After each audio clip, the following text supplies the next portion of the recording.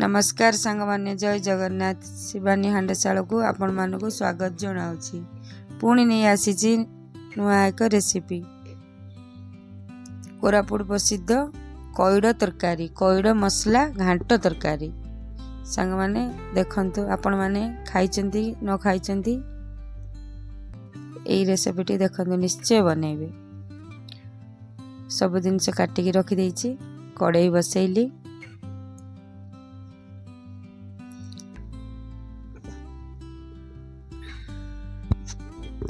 वर्षा दिने बहुत कईड़ मिले विभिन्न प्रकार तरकारी हुए से गोटे बनैछि।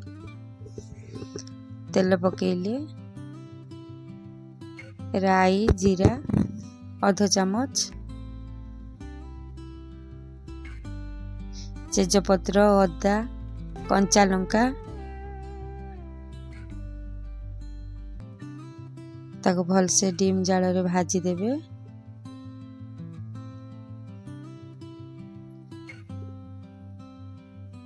मु मसला जेहेतु बाटिनी मसला गुंड बतरी देइछि पानी रे से मसला गुंड रे ही तरकारी करिवा।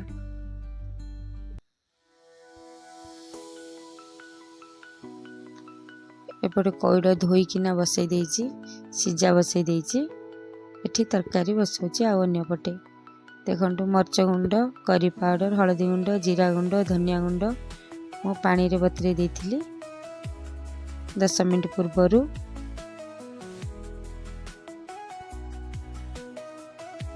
भला भावे मसलाटा को आपण माने कषै देबे। देखंतु सांग माने बादाम चना भिजेकी रखिथिली आधा घंटा पूर्वरु बादाम चना भी दे देली। आपण मान चाहिले मटर चना भी दे पारिबे। बादाम चना बहुत भल लगे से बादाम चना नहीं आपण माने कंचारे थिले भी नहीं पारिबे। सुखिला थिले आधा घंटा पूर्वरु बतरे देबे।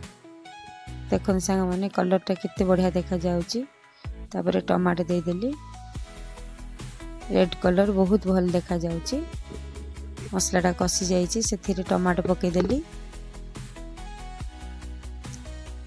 ताको भल भाबे पानी पके देबे कसै देबे स्वाद अनुसार लुण दे देबे। देखंतु कईड़टा सिझे देइथिली कईड़टा को पानी रे धोई दउची सिझेकी एमती जाली रे पके देबे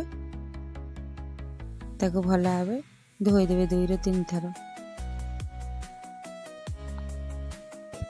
कईड़ न सिझेले से पिता लागे से लगी 2 दिन पूर्व काटिकी ताको पानी रे बतरी देइथिली। देखंतु मसला कसी गलानी। कखारू कखारू किए कहती बोईतालु बाइगण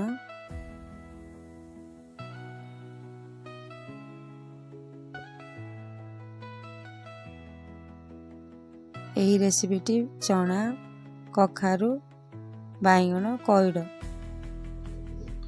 कईड़ भी धोईकी रखी पकेदेली ताको भल भाव मसला कषि देवे।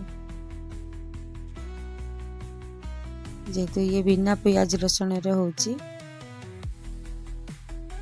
जमारो प्याज रसुण यूज हैनी।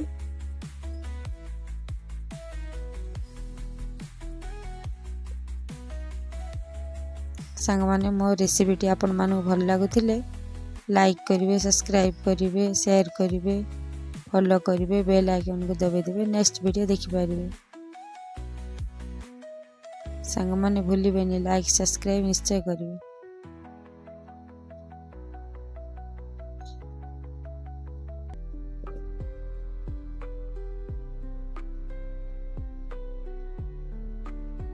देखते सांग माने तरकारी हो गला केते बढ़िया देखा जाउची। ताको भल भाव सिझिया 10 ରୁ 15 मिनिट एमती डिम मीडियम जाल रे घोड़े देबे। देखंतु तरकारी हे आसलानी केते बढ़िया कलर बहुत भल भाव सिझि जाइची बहुत टेस्ट लगे। थरे आपण माने एमती बनांतु।